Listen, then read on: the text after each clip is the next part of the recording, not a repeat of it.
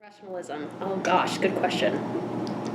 Obviously, it's held to a higher esteem than like amateurism. So I guess being like a good, better, best, better being amateurism, and then best being professionalism.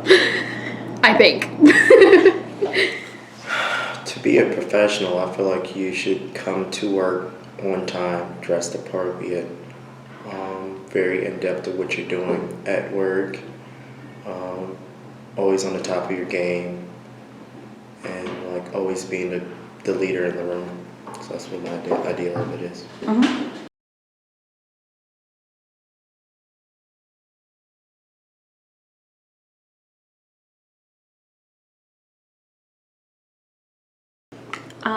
It should be something that both makes you feel confident and the person that you would be interacting with confident.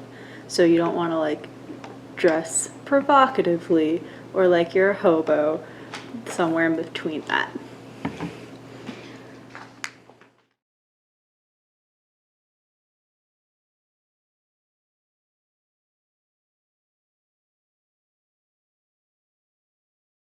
Okay. Well, I've had blonde hair before. I had red at one point, and blue. I have a nose piercing, 2 earpieces on each side, and I have 3 tattoos. Yes, I have several piercings. I also plan to get more. um, I just dyed my hair in the past couple of years to a natural blue color. And I don't have any tattoos, but I plan to get at least 5 or 6 in the next couple of years. So there's that.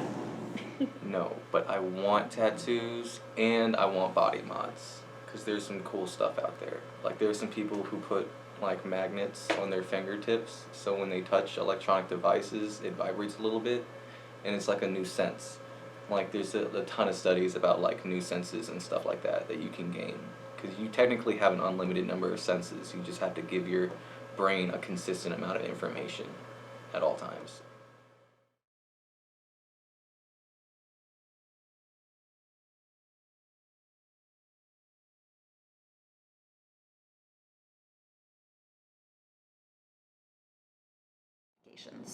I work with children. I have to take out jewelry because, like, especially like facial jewelry, because I work with children, and it can scare them because it's not normal. I guess I work with young children. Like my kids are 8 and 5, so if they see like my 5-year-old sees a nose ring, she's like, "Oh, what's this?" And she like wants to poke and play at it. So yeah, I do take it out, and feel compelled to take it out. No, but also yes, because I'm always told that colored hair that is unnatural is not really professional, and most people kind of look at that and like shy away from that. But it's me, like I I rather just be myself in an interview instead of like just hiding who I am. So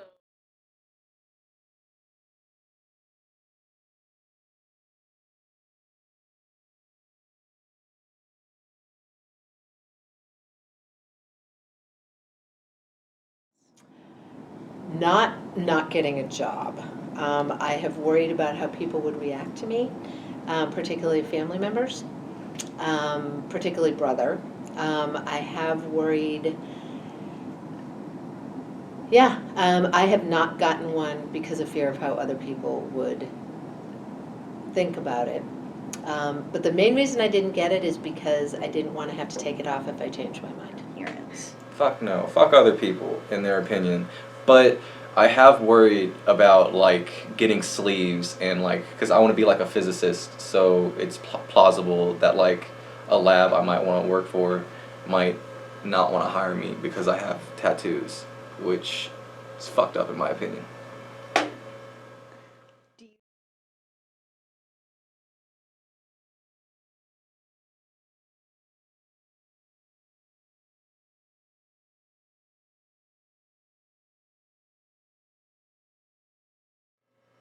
No, because it's not a reflection of who they are as a person. It's not their trustworthiness isn't a reflection of how many facial piercings they have or how many tattoos they have.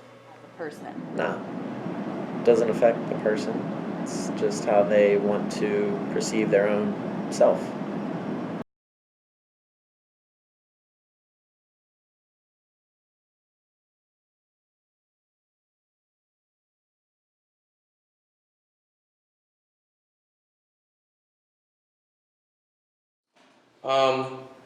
I guess like with my family, like my parents, like they're kind of split. Like my mom was more accepting of like my hair, like doing different hair things and piercings. She was the one that took me to get my ear piercings for the first time.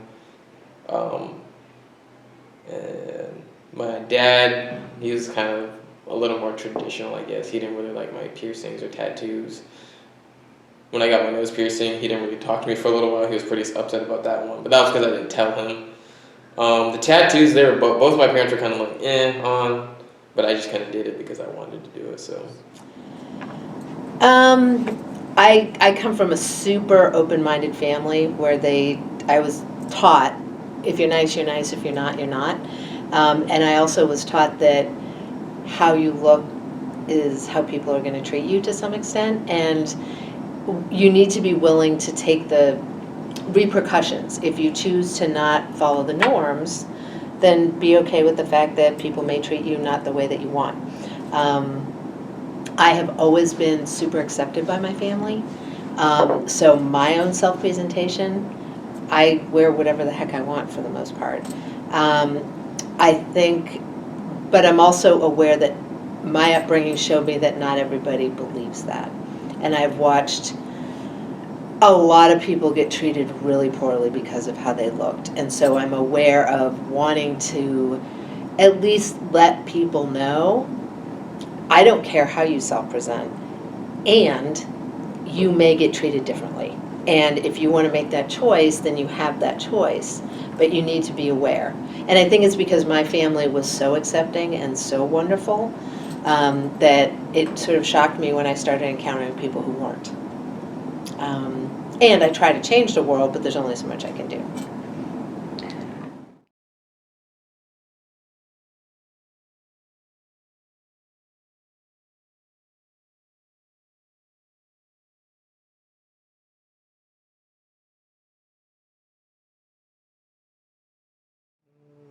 I don't really have an opinion on that. I just feel like that if you do your job well, then you should stay there. I don't think body modifications or piercing should judge how you work in your workforce.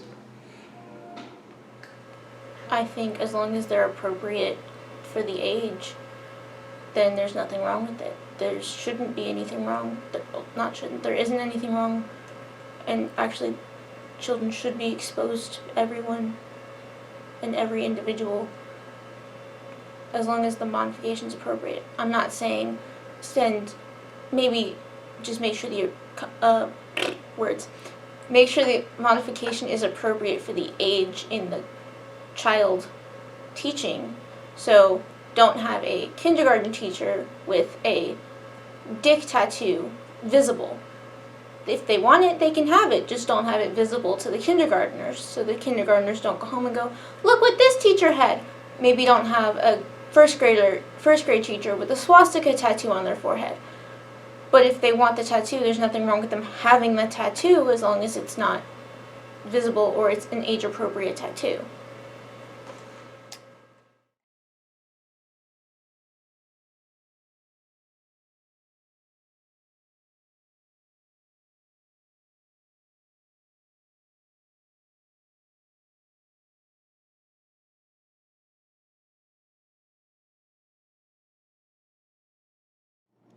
So, do you believe that if you went into a job interview or you were around people of the same profession, that males or females would be rated higher?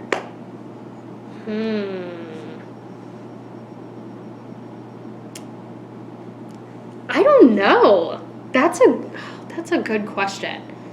Now, is this in terms of like appearance? Yes. Or probably females.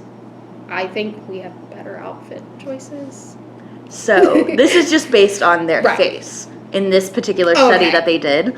And they did a study on the effects of sex versus face. Okay. And all males were rated higher than females. Wow. Okay. Regardless of their job Okay. and or the presence of tattoos.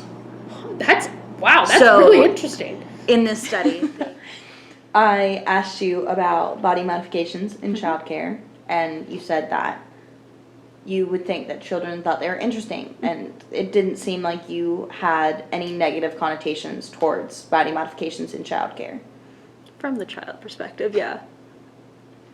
It was shown that dress codes for individuals in childcare work or dress codes that enforce the fact that you need to hide or conceal body modifications have actually had a negative impact on children's development. Because if they're introduced to it and exposed to it, it can help with their emotional, social, cognitive, and language development. So say a child sees a very interesting tattoo on someone's arm. They're more likely to come up and ask questions and use different vocabulary to try to explain what they're seeing, so they increase their language. They can learn about the fact that there's emotions tied to body modifications, which can help with their emotional development. Cognitively, they can become aware of the fact that a body modification can be simply, a picture of a car on an arm, but it can also have a deeper meaning. And then they can start to connect that other things may have a deeper meaning behind them. And then socially, it actually lets them interact with other people more. That's super cool. And it allows them to just ask more and interact with people. That tracks. Yeah, that's super good. Do you think that it makes a big difference in children who are already exposed versus children who are not exposed to body modifications in childcare for someone to have them or to not have them? Yeah, it's gonna be something they see in like their regular world outside of like their parents' house if their parents don't agree with body modifications. So like it's better to get them exposed to it so they understand it and there's not a big stigma attached to it. Like kids that see people hiding things know that they're hiding things, and then they think that they have to hide it too if they want one.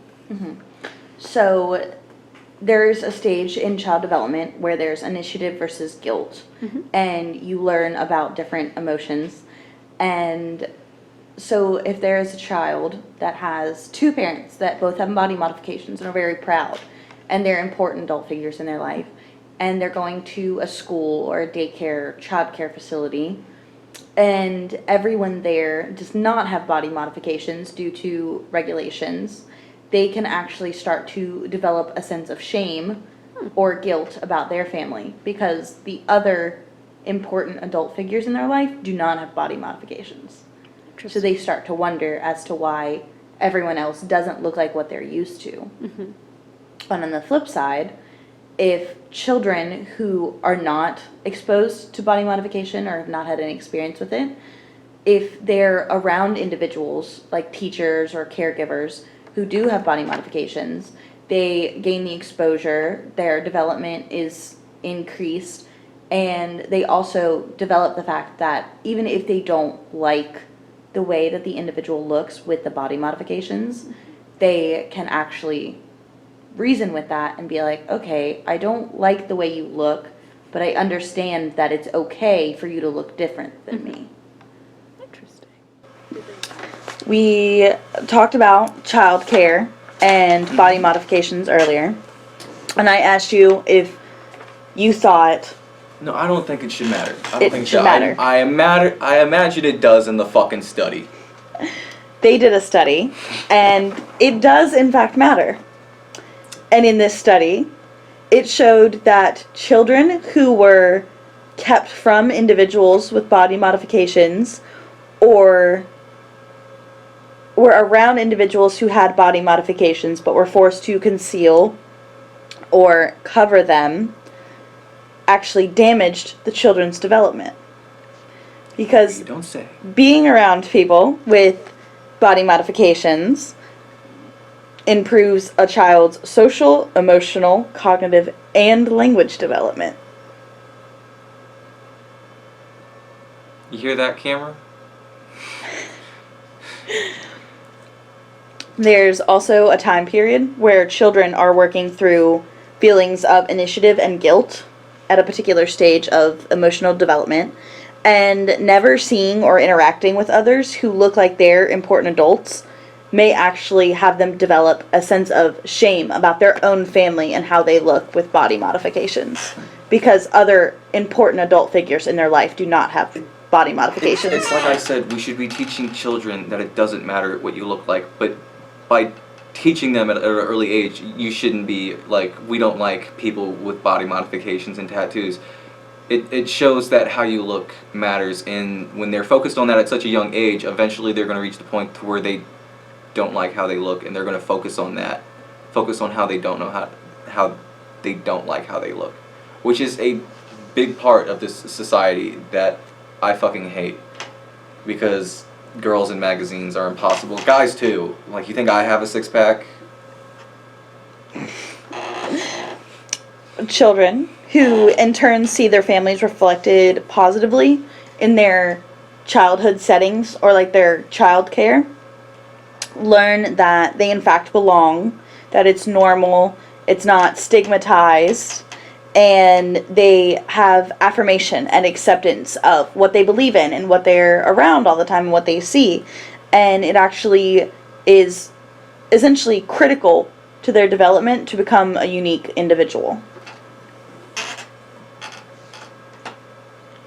Do you have any thoughts on that, Dylan? I like that. And I think that's pretty true, because